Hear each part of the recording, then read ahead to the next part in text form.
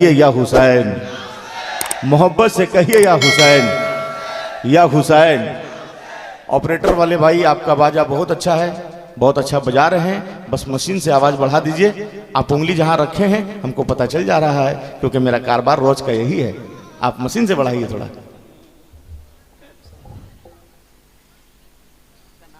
एक बात याद रखिएगा, हम लोग जो बैठे हैं किसी अल्लाह वाले के याद के लिए बैठे हैं, बेशक।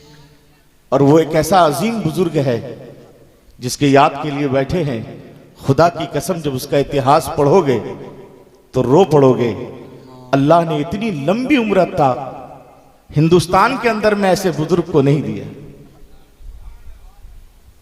जानते हैं आप, शहर हलफ में पैदा हुआ वो बुजुर्ग, मां के तरफ से हुसैनी, बाप के तरफ से हसनी। क्या बात है, वाह। बस तकरीर शुरू कर रहा हूं यहां से। जिस बुजुर्ग के याद में आप यहां बैठे हो, उसका अपना आबाई वतन हलफ है। यह हलफ है कहां?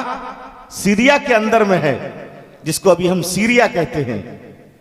वहीं वो बुजुर्ग पैदा हुआ। मगर उससे पहले जरा सुनो, उसके मां बाप के 3 बेटे पैदा हुए। तीनों बेटे इंतकाल कर गए। कोई 8 साल की उम्र में इंतकाल कर गया, कोई 12 साल की उम्र में इंतकाल कर गया, कोई 15 साल की उम्र में इंतकाल कर गया। बाप बड़े नेक और परहेजगार थे। खाने काबा में जाकर दुआ किए, मेरे परवरदिगार, अगर मेरा कबीले का चिराग रोशन ना हुआ, मेरी बीवी हमल से ना हुई, तो कहीं ऐसा ना हो मेरा खानदान सूना पड़ जाए। मेरा खानदान कैसे चलेगा?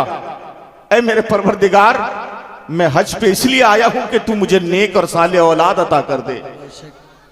खाने काबा में दुआ कर रहे थे, गैब से आवाज आई, सुनो, हम तुम्हें एक बेटा अता करेंगे जिसको उम्र इतनी लंबी देंगे जो मेरे हबीब के दीन को फैलाने के लिए बहुत दूर तक जाएगा। वो शहर हलफ में पैदा होगा। जब पैदा हुआ तो नाम अहमद रखा गया, मगर मेरे आका ने उसे लकब से नवाजा। वो लकब कुतुबुल मदार के नाम से था। जरा मचल कर बोलो तो आगे बढ़ जाऊं मैं। ना उनको लकब जो मिला था मदीना शरीफ में, वो कुतुबुल मदार के नाम से मिला। नाम क्या नाम है बताइए? बहाउद्दीन। क्या है? क्या है? सैयद बदरुद्दीन मदार, है ना? बदियुद्दीन मदार। मगर मेरे आका ने जो लकब दिया वो कुतुबुल मदार का है। और फिर उनके पीर मुर्शिद ने जो लकब दिया वो जिंदा मदार का है। जान रहे हैं आप? वो शहर हलफ में पैदा हुआ। 14 साल की उम्र में हाफिज कुरान बन गया। 15 साल की उम्र में वो आलिम दीन तैयार हो गए। 20 साल से पहले वो मुफस्सिर भी बन गए, फुक़हा भी बन गए। दिल की तड़प ये थी, तमन्ना ये हुई कि मैं दीन के लिए पैदा हुआ हूं तो दीन का काम करूंगा। माँ से इजाजत ली कि माँ अगर इजाजत देते तो मैं हज के लिए चला जाऊं। मेरा दिल चाहता है कि मैं जाकर के दियारे रसूल पे हाजिरी लगा लूं। माँ बाप ने इजाजत दी थी, बेटा चले जाओ। मगर दिल में ख्याल आया कि पहले मस्जिद नबी से जाने से पहले, खाने काबा देखने से पहले बैतुल मुक़द्दस की तरफ चले जाते हैं। पहले वहां जाके हाजिरी लगाते हैं, फिर मदीना चले जाएंगे। अब जरा देखो, कुतुबुल मदार चले हैं, शहर हलफ से निकले हैं, और निकल करके जैसे आज फलस्तीन पहुंचे हैं, जहां हम लोगों का पुराना बैतुल मुक़द्दस है, वहां कदम रखे हैं। एक बुजुर्ग ऐसे हैं जो वलायत की चाबी अता किया गया है। अल्लाह ने ऐसी वलायत की चाबी अता कर दी है कि दुनिया में अब कोई वली आएगा तो उसे वलायत की चाबी लेने के लिए उसी बारगाह में जाना पड़ेगा। उस बुजुर्ग का नाम है हजरत सैयदना बायजीद बुस्तामी। आप देखते हैं कि कुतुबुल मदार एक नौजवान चला आ रहा है। हजरत बायजीद बुस्तामी ने उसी बैतुल मुक़द्दस के दरवाजे पे खड़े होकर के दोनों हाथों को फैलाकर कहा था, ऐ मदार, तू मेरे पास आया है, तू मेरे कलेजे से लग जा। दीन अब यहीं से शुरू करना है कि तुझे जाना कहां। नारे तकबीर, नारे रिसालत, मसलके आला हजरत खतीब अहले सुन्नत। माशाअल्लाह। हजरत बायजीद बुस्तामी ने कहा, कुतुबुल मदार मेरे सीने से लग जा। कहने लगे, मैं आपको नहीं जानता। कहने लगे नहीं जानता, जान जाएगा। कहने लगे क्या करना होगा? कहने लगे सुन, आज से मैं तेरा पीर हूं, तू मेरा मुरीद है। कहने लगे ठीक है, करना क्या है? कहने लगे चल अब मेरे खिदमत में लग जा। जानते हजरत बायजीद बुस्तामी सारी रात जागते, वो पीछे कुरान पढ़ते, वो सारी रात नमाज पढ़ते, ये पीछे सारी रात नमाज पढ़ते। हजरत बायजीद बुस्तामी जहां जहां जाते, कुतुबुल मदार साथ में वहां वहां जाते। आज कुछ गुंडों ने उस मकनपुर पे कब्जा करके कुतुबुल मदार को एक ऐसा आवारा गर्दी करके पेश किया है कि मेरा कुतुबुल मदार नाचने वालों में से नहीं था, मेरा कुतुबुल मदार कान में बाली पहनने वालों में से नहीं था, मेरा कुतुबुल मदार तो वो है जो मिशन इमाम हुसैन का था, वही मिशन हज़रत कुतुबुल मदार का था। वाह वाह, बहुत जरा बात को समझो। जानते हैं, कहने लगे मेरे पास रहो, रहने, जहां जहां हजरत बायजीद जाते आप वहां वहां जाते। कुछ साल तक रहे। कहने लगे हुजूर इजाजत दीजिए तो मां से मिलाऊं। कहने लगे जा अपनी मां से मिला। मां के पास गए। कहने लगे मां, बेटे इतने साल तू कहां था? तू तो हज के लिए निकला था ना? कहने लगे अम्मा, तूने मुझे आलिम दीन बनाया, हाफिज कुरान बनाया, मगर मुझे संवारने वाला कोई हाथ की जरूरत तो थी ना, मुझे संवारने वाला किसी की जिंदगी की जरूरत थी ना। आज दुनिया डॉक्टर बन जाए तो माइक पे आके कहता है कि मेरी बीवी ना होती तो मैं डॉक्टर नहीं बन पाता। आज कोई प्रोफेसर बन जाए तो कहता मेरी बीवी ना हो तो ना बन पाता। आज कोई आकर कह दे, कहने वाला कहता मेरे ससुराल के पैसे से मैंने ये काम कर लिया है, मगर जरा कुतुबुल मदार को देखो। कहने लगे अगर वो ना होते तो जिंदगी नहीं संवरती। कहने लगे बेटे कौन? कहने लगे हजरत बायजीद मेरे जिंदगी में नहीं आते तो कुतुबुल मदार में कैसे बन जाता। कहने लगे ठीक है बेटा, अब क्या करना है? कहने लगे अम्मा इजाजत दो तो मदीना चला जाऊं। अब इजाजत दो तो मदीना जाऊं। अब कुतुबुल मदार निकले हैं, खाने काबा की हाजिरी लगाई है, तवाफ किया है, अरकान पूरे किए हैं, मिजाबे रहमत के करीब खड़े हो गए हैं। कहने लगे मेरे परवरदिगार मेरे हज को कबूल कर ले, ये तेरे दर पे एक गुनहगार आया है। गैब से आवाज आई, ए कुतुबुल मदार जा, मेरे हबीब से पहले मिल करके आ, जा मदीना जल्दी चला जा। कहते मदीना जब पहुंचे तो शाम का वक्त था। शाम के वक्त में कुतुबुल मदार पहुंचे हैं, सीधा मस्जिद नबी के अंदर चले गए हैं। आपने नमाज पढ़ी है, फिर सुन्नत पढ़ा है। जैसे आंख आपको हल्की सी नींद आई है तो मुकद्दर जाग उठा है। कुतुबुल मदार देखते हैं कि मैं सरकार के कदमों से लिपटा हुआ हूं, सरकार के कदमों में पड़ा हुआ हूं। मुस्तफा जाने रहमत कह रहे हैं, ए कुतुबुल मदार, तू यहाँ के लिए नहीं बना है, तुम यहाँ के लिए नहीं है कि तू मस्जिद नबी में झाड़ू लगाए, तू यहाँ के लिए नहीं बना है कि मस्जिद नबी में पानी भरे, तू यहाँ के लिए नहीं बना है। ए कुतुबुल मदार, जा हिंदुस्तान चला जा, वहां दीन का काम करना, क्योंकि कुछ अरसे के बाद यहीं से एक शहंशाह जाने वाला है जिसका नाम मोइनुद्दीन है। माशाअल्लाह माशाअल्लाह, जवाब दीजिए। वाह वाह, जवाब लाजवाब।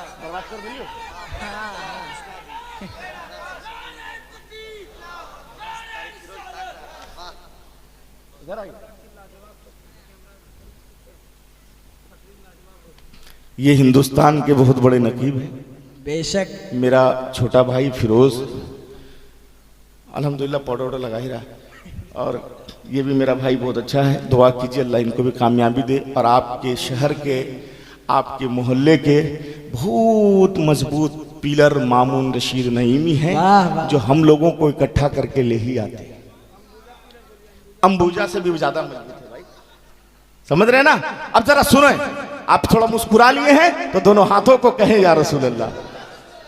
अब थोड़ा मुस्कुरा कर कहें या रसूल अल्लाह। कहने लगे मदीना शरीफ में आका के कदमों में लिपट गए। कहने लगे जा हिंदुस्तान चला जा। कहने लगे या रसूल अल्लाह, हिंदुस्तान जाके क्या करूंगा? कहने लगे मेरा दीन का काम करना है तुझे, ए कुतुबुल मदार चला जा। कहने लगे ठीक है। कहने लगे कहां जाऊं? पहले तो फिर खाने काबा चला जा। मेरे आका ने इजाजत अता फरमाई, फिर खाने काबा आए।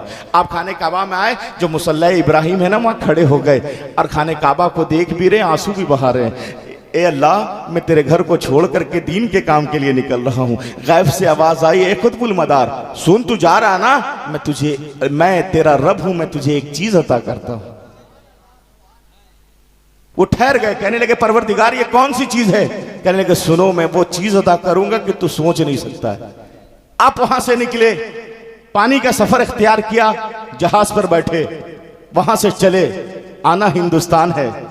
आधा सफर तय किया, 1 साल से के लगभग का वो सफर था। आपने सफर तय किया, हिंदुस्तान के ठीक करीब आने वाले थे। कई हजार मील की दूरी पे एक तूफान ने, एक गर्दिश ने पानी का रुख मोड़ दिया। जब रुख मोड़ा तो कश्ती के पटरे टूट गए, कश्ती की लकड़ियां टूट कर चकनाचूर हो गई। मगर मेरे जिस लकड़ी पे मेरे कुतुबुल मदार बैठे थे वो लकड़ी पानी में नहीं डूबी। आप उसे पकड़े रहे, जब पकड़े रहे तो पानी हिचकोले मारती, तो कभी आप पानी के भीतर जाते फिर ऊपर आते, नीचे जाते फिर ऊपर आते। इसी तरह करते करते हिंदुस्तान के सरजमीन पर आए। रात के वक्त में आए थे इसलिए खुद को देख नहीं पाए। जैसे फजर की आपने वक्त को देखा, चांद अपनी जगह से हटा तो सूरज का आना बाकी था। आपने सजदे शुक्र अदा किया, रब के हुजूर में फजर की नमाज अदा की और कहने लगे जैसे आपने अपने कपड़े को देखा, जब दिन के उजाले ने आपके चेहरे को चमक देखी, दिन के उजाले ने जब आपके कपड़े पर रोशनी डाली तो आपने अपने कपड़े को देखा। कहे मेरे परवरदिगार अगर मैं अपना वक्त कपड़े बदलने में लगा दूं, ऐ मेरे परवरदिगार अगर मैं अपना वक्त खाने में लगा दूं, मुझे भूख बड़ी शिद्दत से लगी है, अब खाना तलाश करेंगे कि दीन का काम करेंगे, कपड़े बदलूंगा या दीन का काम करूंगा। ऐ अल्लाह मुझे ऐसी कुव्वत अता कर दे जो मैं खाने से भी दूर हो जाऊं, मैं पीने से भी दूर हो जाऊं, मैं दीन का काम करूं। फिर गायब से आवाज आई, ऐ कुतुबुल मदार सुन, मैंने खाने काबा में तुझसे वादा किया था, मैं तुझे एक चीज अदा करूंगा। जहां मैंने तुझे वो चीज अदा कर दी, ना आपसे तुझे भूख लगेगी ना आपसे तुझे प्यास लगने वाली है। यही वजह है कि कुतुबुल मदार जब चिल्ले पर बैठा करते थे, 40-40 दिन तक बैठते थे तो पानी नहीं पीते थे, 2-2 महीने तक बैठे रहते थे, पानी नहीं पीते थे। और सिर्फ 1-2 गांव नहीं, पूरे हिंदुस्तान के अंदर में, उस वक्त बांग्लादेश नहीं बना, उस वक्त पाकिस्तान नहीं बना, पूरे हिंदुस्तान के अंदर में 1442 चिल्लागाह हैं उनके। कितने? 1442 चिल्लागाह हैं। इसी हिंदुस्तान के राजा महाराजा ख्वाजा गरीब नवाज हिंदुस्तान आए थे। कल्होड़ी एक पहाड़ है अजमेर के अंदर में, तारागढ़ के आगे में वो पहाड़ है। आप उसी खो में बैठ करके अल्लाह अल्लाह कर रहे थे। जैसे आप कदम रखे आपको महक आ गई थी कि मेरे नाना के गुलाम यहाँ मौजूद है, एक ऐसा वली यहाँ मौजूद है जिसने मैदान बना दिया है, जिसने मैदान को सजा दिया है, अब मुझ पे उसी पे हुकूमत करना है। कहने लगे, मुरीदों ने कहा था हुजूर आप उस पत्थर की तरफ कहाँ जा रहे हैं, इस बियाबान जंगल की तरफ कहाँ जा रहे हैं, जिस जंगल में जिस पहाड़ के भीतर में हजारों शेर रहते हो, इस जंगल में खूनखार जानवर रहते हो, न जाने कौन सा हादसा पेश कर देगा। तो जरा सुनो मेरे ख्वाजा ने जो बात कही थी। कहने लगे मुझे मालूम है इस खुफा के अंदर में जो चिल्लागाह पे बैठा हुआ है कोई आम आदमी नहीं बैठा है, ऐसा लगता है कि मेरे जद्दे करीम का खून बैठा है, ऐसा लगता है हुसैन का कोई लाडला बैठा है, ऐसा लगता है ऐसा लगता है हजरत अब्बास का कोई बाजू बैठा है, ऐसा लगता है हजरत ज़ैनुल आबिदीन का कोई जानशीन बैठा है। कहते ये जुमला बोल करके जैसे आप आगे बढ़े थे हजरत कुतुबुल मदार खड़े हो गए। कहने लगे सुनो ऐ मोइनुद्दीन, मैं तेरा इंतजार कर रहा था, अब अजमेर तेरे हवाले करता हूँ, मकनपुर में वापस चलता हूँ। नारे तकबीर, नारे रिसालत, फैज़ाने गरीब नवाज, नारे रिसालत। माशाअल्लाह बहुत अच्छा, वाह वाह। कहने लगे हाँ, जब मकनपुर वापस आए ना, 10 मिनट और सुन लीजिएगा ना, 10 मिनट 10 मिनट, हाँ 1 घंटा। फेफड़ा प्लास्टिक का नहीं है, ओरिजिनल है। क्या बात, कुछ हो गया था समझ रहे ना। हाँ कितने लोग सुनना चाहते हैं? दोनों हाथों को उठा कर कहिए या रसूल अल्लाह। या रसूल अल्लाह। आप लोग के पास हाथ ही बचा है, बचा क्या है?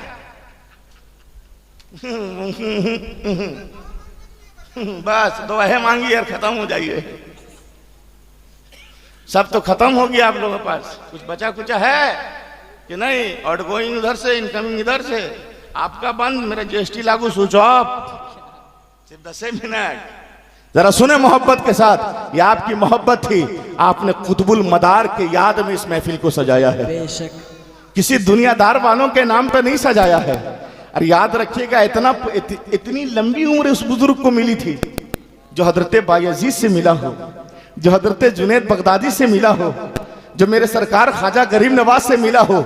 और ज्यादा दूर जाने की जरूरत नहीं है, यूपी के सरहद पर जाओ, उसी फैजाबाद स्टेशन से उतरो, उतर करके जब अकबरपुर जाओगे, जिसने ना जाने कितने मरीजों का हल किया हो, ना जाने कितनी बीमारियों को दूर किया हो, जिसे मखदूम सिमना कहते हैं, जिसने अपनी सल्तनत को छोड़ दिया था लात मार करके। जब मखदूम सिमना अलाउल हक पंडवी के बारगाह में आए थे, जब आप आ रहे थे, रास्ते में एक चिल्लागाह आपने देखा था, वहां कोई बुजुर्ग अल्लाह अल्लाह कर रहा है। आप तेजी से चले जा रहे हैं क्योंकि पीर तलाश करने के लिए निकले थे, कोई मेरी जिंदगी को संवारने वाला मिल जाएगा, मैं उसके हाथों में हाथ दे करके अपनी जिंदगी को संवार लूंगा। कुतुबुल मदार खड़े हो गए, आवाज आपने लगाई थी, कहां जा रहे हो? लगते हो तुम बाहर के रहने वाले हो, मुझे मालूम है तुम हिंदुस्तान क्यों आए हो, सिमनान से आए हो, राजा लगते हो। कहने लगे आपको कैसे मालूम है? कहने लगे मैं ये भी जानता हूं तुम जा कहां रहे हो। कहां जा रहे हो? का मेरा पता पूछना है तो जाओ अलाउल हक पंडवी जो इंतजार कर रहे हैं जरा उनसे पूछ लेना। अब शाम के वक्त में पहुंचे हैं, मेरे मखदूम जब पहुंचे हैं अलाउल हक पंडवी के बारगाह में, आपने दरवाजे पे दस्तक दी है, मुरीदों ने दरवाजा खोला है, सामने अलाउल हक पंडवी बैठे हैं, देखकर मुस्कुरा रहे थे और कह रहे थे मेरे मखदूम, बैत तो तुझे वहीं हो जाना चाहिए था, बैत तो तुम्हें वहीं हो जाना चाहिए था। मुस्कुराने लगे, हुजूर नहीं जानता था। कहने लगे सुनो, इस हिंदुस्तान के सरजमीन पर, कुफ्र के पत्थर पर हुसैनी रंग को रंग करके इस्लाम लाया है, उसे कुतुबुल मदार कहते हैं।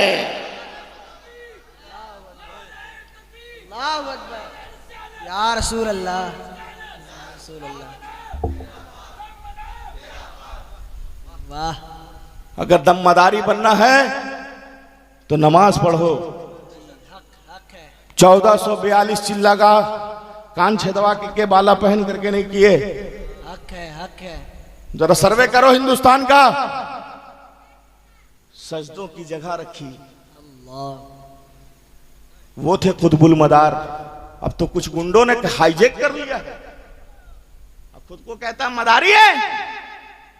मदारी वो होता है जो नमाज से दोस्ती कर ले। बेशक। मदारी वो होता है जो कभी झूठ ना बोले। मदारी वो होता है जो चेहरे पे दाढ़ी सजा ले। मदारी वो होता है जो कुरान से दिल लगा ले। मदारी वो होता है जो माँ को तकलीफ ना दे। मदारी वो होता है जो बाप के आंख में आंसू ना दे। मदारी तो वो होता है जो बहन के आंख में कभी आंसू ना दे। मदारी तो वो होता है जो बीवी पे कभी हाथ ना उठाए। अरे मदारी तो वो होता है कि अपना जान तो दे सकता है पर ईमान का सौदा हरगिज़ नहीं कर सकता है। हक है। या रसूल अल्लाह, या रसूल अल्लाह। नहीं आता है। आपका हो गया है, फिर उठ गया, बैठिए। आप लोग आते रहिए, एकदम आते रहिए, हमको भी हौसला मिलते रहेगा। हाँ हाँ, नहीं तो मेरा कदम फौरन, हाँ रिचार्ज करते रहिए। थोड़ा दोनों हाथों को उठाकर कहिए या रसूल अल्लाह। तो बुलंद आवाज से कहिए या रसूल अल्लाह, मोहब्बत से कहिए या रसूल अल्लाह। अब जरा आओ अपनी बेटियों के तरफ भी थोड़ा मुतवज्जा हो जाऊं। तुमने भी कम बेड़ा गड़क नहीं किया। मजहब इस्लाम की तू तो शहजादी थी, मजहब इस्लाम की तू तो प्यारी थी, मजहब इस्लाम की तू इतनी प्यारी बेटी है। तुझे पता नहीं है बेटा कि अल्लाह ने तुझे रहमत बना के भेजा है। खुदा की कसम तेरे खानदान के नौजवान दुआ करे, खानदान के वो कितना बुजुर्ग नवाजी दुआ करे, खानदान का तेरा बड़ा भाई दुआ करे। अल्लाह पहले उसे नहीं पूरा फरमाता, पहले बेटियों की दुआ को पूरा फरमाता है। मगर तुमने तो इंस्टाग्राम पे दिल लगा लिया है, तुम तो इंस्टाग्राम चलाने वाली हो गई, तुम तो गैरों से दिल लगा ली हो, तुम तो होटलों में जाकर के मिलती हो, घर से हिजाब पहन के निकलती हो बेटी, कॉलेज तक जाते जाते हिजाब को उतार देती हो। तुम क्या समझती हो कि दुनिया तुम्हें नहीं देखती है? तुम तो गैरों के हाथ में हाथ दे करके, इसी कॉलेजों के बाहर बैठ करके, किसी रेस्टोरेंट में बैठ करके अपने महबूब के साथ मोहब्बत भरी बातें करती हो। तुम्हें नहीं पता कि तुम सोचती हो मेरे माँ बाप मुझे नहीं देखते, तुमने अपने बाप की गरीबी नहीं देखी, तुमने अपनी माँ की लाचारी नहीं देखी। तेरा भाई गरीब है मगर तेरी एहतराम से गुर्बत में वो अमीर है, वो गुर्बत वाली जिंदगी जीता है मगर अपने गुरूर में जिंदगी देता है। मगर तूने बंद कमरे होटलों में अपनी इज्जत गैरों के हवाले कर दिया। बेटी तूने ये नहीं सोचा वो बूढ़ा बाप जो बंबई में काम करता है तो सिर्फ तेरे लिए कमाता है, वो भाई जिसके हाथों में कलम होनी चाहिए था, जिसके हाथों में किताबें होनी चाहिए थी, जिसको आगे चल करके डॉक्टर बनना था, जिसको आगे चल करके इंजीनियर बनना था, मगर बेटी तेरे खातिर वो बंबई जैसी जगहों में प्लेट धोता रहा। वो तेरे खातिर, मैंने एक बच्चे से पूछा था बेटा बंबई आने की वजह क्या है, इतनी सी उम्र में तू घर में रहता, अपने घर के स्कूल को आबाद करता। उस नौजवान 9 साल के बेटे ने कहा था मौलाना अगर मैं घर नहीं आता, घर छोड़कर नहीं आता, मेरी बहन का हाथ पीला कौन करेगा, मेरे बहन के रिश्ते कैसे लगेंगे, मेरी बहन की शादी कैसी होगी। मगर जब तुम इंस्टाग्राम पर वीडियो बनाती हो और तुम्हें गैर आदमी देख करके शेयर करता है, उस वक्त लगता है वो गरीब भाई शर्म से डूब मरता है, वो गरीब बाप शर्म से मरता है। मगर याद रखो बेटी, अगर तू सोचती है कि तेरा बाप तुझे नहीं देख रहा है, बंद कमरे के अंदर तू गैरों के हाथ में हाथ डाल करके सोती हो, तू सोचती हो कि मेरी माँ मुझे नहीं देखती है, याद रखना जिस खुदा ने सारे जहान को पैदा किया है वो परवरदिगार तुझे देख रहा है। इसलिए याद रखो, खुदा के लिए अपनी इज्जत का सौदा ना करो। तुम चंद मोबाइलों के लिए बेटी गैरों के हाथ में हाथ दे देती हो। मैं जानता हूं इसी कॉलेज के बाहर में मेरा मुसलमान नौजवान भाई, ये बेटा इस बड़ी गाड़ी लेकर के खड़ा रहेगा। ये हकीकत है। हर कॉलेज का सर्वे करो, तुम्हें मुसलमान के बच्चे मिलेंगे गाड़ी वाले। आज कोई मजहब इस्लाम का कोई भी ऐसी शहजादी, पूरे 25 करोड़ आबादी है मुसलमानों की, जरा बचाओ ना। कितने लोग, कितनी बेटी आईपीएस अफसर बनी हो, कितनी डॉक्टर बनी हो, कितनी जज बनी हो, मगर नहीं, मेरी बेटी मैट्रिक तक पढ़ सकी। बाप गरीब है, जानता है कि अगर मैं इसे इंटर पढ़ाऊंगा तो दाग लग जाएगा।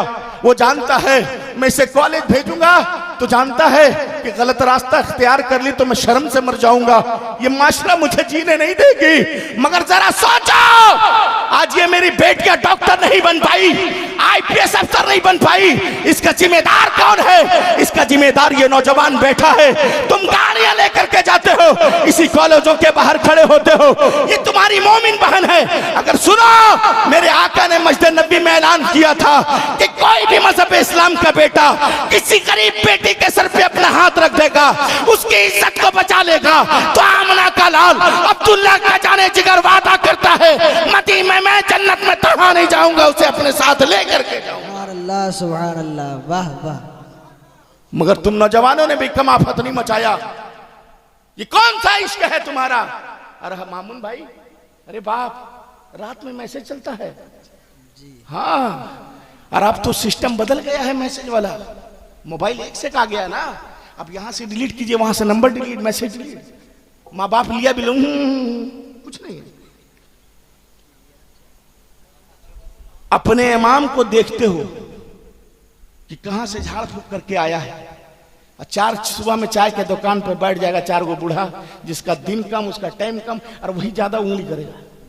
अरे टाइम कम है, अल्लाह अल्लाह कीजिए। अरे इमाम साहब घर बांधो, वकील दूं, और उसमें 2-4 गो ऐसा बूढ़ा कि ना उसको किसी किस्म की कोई बीमारी नहीं, मगर रमजान अगर आ गया तो उसको गैस का बीमारी, टीबी की बीमारी, कैंसर का बीमारी, लकवा की बीमारी, बोल गठिया हो गया। बोल बैठते हैं तो घुटना आवाज करता है, कहा फट कहीं नहीं जाता है। मगर पूरा साल चाय की दुकान में बैठ करके इमाम के पीछे उंगली करेगा। इमाम को मत देखो, अपनी बेटी को देखो। 11 बजे रात कमरे में मोबाइल तुमने दिया है। और कहने मौलाना साहब मेरे घर में 5 गो बेटा है, पूरा खानदान बड़ा है, एकदम कोई आंख उठा लेगा तो रोटी निकाल लेंगे। क्या है? बोले एकदम 9 बजे के बाद गेट बंद। मैंने कहा गेट बंद है, टवरवा नीचे से गेटवा से थोड़ी ना आएगा, सीधा खिड़की से डूब जाएगा। और हमारी बेटी लोग भी बहुत होशियार है। माँ बाप के सामने कोई मैसेज आ गया ना, तो आजकल की माँ बाप तो पढ़ी लिखी होती, पहले के माँ बाप पढ़ी लिखी नहीं है। वो पूछबो कि हाँ बेटा मोबाइल में घंटी कैसे, अरे मैं इस कंपनी ने बर्बाद कर दिया, एकदम बर्बाद कर दिया। हाँ, खत्म। अब सब एक बात याद रखिएगा, खुदा की कसम, जितने गरीब बाप बैठे हैं और जितना गरीब भाई बैठा है, वादा करो कि तुम अपनी बहनों के हाथ में मोबाइल नहीं दोगे। अरे बोलो ना भाई, दोगे? आधी रोटी खाओ, एक वक्त भूखे रह जाओ, मगर इन बेटियों के हाथ से मोबाइल छीनो, इनके हाथों में किताब दो। ए बेटी, तुझे नहीं पता है, तेरा किरदार नहीं मालूम है। सुनो, इसी मुल्क के हिंदुस्तान में जब एक किसी ने इसी पुलवामा अटैक पर किसी ने जब बम बस गोली मारा, जब किसी ने गोली चला दी, मरने वाला मुसलमान नहीं था, मरने वाला गैर मुस्लिम था, मगर था हिंदुस्तानी। मगर किसी जाहिल नेता ने कहा था कि धर्म पूछकर मार रहा था, नाम पूछकर मार रहा था, तुम मुसलमान हो कि नहीं, वो मुसलमान था कि नहीं, ये मुसलमान है कि नहीं। मगर जब ये बातें आ रही थी तो इसी हिंदुस्तान की एक ऐसी बेटी जो तमाम हिंदुस्तान की बेटियों की जिम्मेदारी अपने कंधों में लिया हो, 25 करोड़ मुसलमानों की जिम्मेदारी अपने कंधों में लेकर के जब सरहद से जहाज लेके उड़ी थी और जब दुश्मनों के खेमे में गई, उस बेटी का नाम सूफिया कुरैशी है, जिसने अपना हक अदा करके दिखाया। वाह वाह वाह, हक है। ये कब बनेगी? ये नहीं बना जाता। मगर इश्क करने की बात मोहल्ला में कोई बाल खुला लगा चले लगे, हकीकत है। और आजकल का नौजवान लोग जानबूझ करके बाल खुला एकदम ऐसा रखेगा, पूरा क्रीम लगाएगा एकदम। जुम्मा वाले दिन अच्छे जुम्मा की नमाज पढ़िएगा, वजू कीजिएगा तो चेहरा चमकेगा, चमकेगा कि नहीं? अरे बोलिए ना, है ना? मगर ये लोग जुम्मा वाला दिन में भी फेयर एंड लवली लगा के मस्जिद जाता है, ये हकीकत है। और शादी में, अरे वाह, शादी में मेरी बेटी लोग का तो जवाब ही नहीं है। अरे बेगैरत बाप बैठा हुआ है, बेगैरत भाई लोग, इतना पतला कपड़ा, शादी वाला बोल कहा, बोल चचा के बेटी के बेटा का शादी, और ले करके दे दिया। बोला कौन वाला? बोला अलीना ड्रेस लेंगे। पहले तो अलाजो पलाजो मलाजो पता नहीं क्या क्या था, उन्हें कहते हैं, है ना? बोल अलीना ड्रेस लेंगे। और बाप इतना पतला ड्रेस, और देखिए कितनी बेगैरत वो माँ है जो अपनी बेटी को तैयार करवा रही है। बेटा बाल ऐसे नहीं, ऐसे रखा जाता है। अब बेटा ये कलर वाला लिपस्टिक नहीं, ये कलर वाला लगाओ, पाउडर लगाओ, खुले सर पतले जालीदार कपड़े पहन करके उसी शादी में, वलीमा में तेरी बेटी जब पहुंचती है, तुम्हें मालूम नहीं है तेरा बेटा जवान है देख रहा है, तेरा भतीजा जवान है देख रहा है, मोहल्ले के लोग नौजवान है देख रहे हैं, उसमें आने वाला गैर मुस्लिम देख रहा है। तेरी बेटी के नैनो नक्श देख करके उसके दिल में ख्याल पैदा हो रहा है। याद रखो, जना करने से सिर्फ जना नहीं होता है, जना सोचने पर भी जना बन जाता है। इसके जिम्मेदार वो माँ बाप है। बेशक हक बयानी है। तुम अपने बेटियों को बिगाड़ते हो, ऐसे कपड़े बंद करो। और बेटी सुन, एक बेटी का मैं जिगर बता करके जाता हूं, फिर जिंदगी रहे तो बातें करबला मुझसे मुहर्रम में सुनिएगा तो मजा आ जाएगा। बेशक, वाह वाह वाह। जरा सुनो, तुम कहते हो ना कि मेरी जिंदगी यही है, हम मस्जिद जा नहीं सकते, नमाज पढ़ नहीं सकते, हम जनाजे में जा नहीं सकते, जुमा की नमाज नहीं पढ़ सकते, मैं ईदगाह नहीं जा सकती, बाकी मैं कौन सी इबादत करूं? सुन, तुझे कुछ नहीं करना, सजना सवरना मना नहीं है, सजरो सवरो तो अपने शोहर के लिए। और एक गिलास पानी लो, जब तेरा शोहर थका हारा दुबराजपुर से शाम को आए ना, उसके बगल में बैठ जाओ, उसे एक गिलास पानी दो, बगल में बैठ के हाथ पकड़ लो और कहो मेरे सरताज आज का दिन बड़ा गर्मी वाला गुजरा। मुस्कुरा कर बोलो, तेरा शोहर जब तुझे मुस्कुराता देखेगा, मुस्तफ़ा जाने रहमत ने कहा जो बेटी अपने शोहर के लिए पानी देकर के 2 मिनट बैठ जाया करे, मुझे जानते हो कितना सवाब है? जितने जिहाद करने में सवाब है उतना देर बैठने में उसे मिल जाएगा। तुझे कितना सवाब मिलेगा। जरा सुनो, बेटी कौन होता मैं बताता हूं। बेटी कौन है? हजरत मौला अली का आखिरी वक्त है। जरा दोनों अपने जहन को हाजिर है, देखिए हमारे भाई नारे तकबीर, जरा मोहब्बत से नारे रिसालत, मसलके आला हजरत सना खाने इंटरनेशनल हजरत नदीम रजा फैजी साहब किबला तूतिए चमनस्ताने हबीबो रजा। नारे तकबीर, नारे रिसालत। मोस्ट वेलकम हजरत, माशाअल्लाह माशाअल्लाह।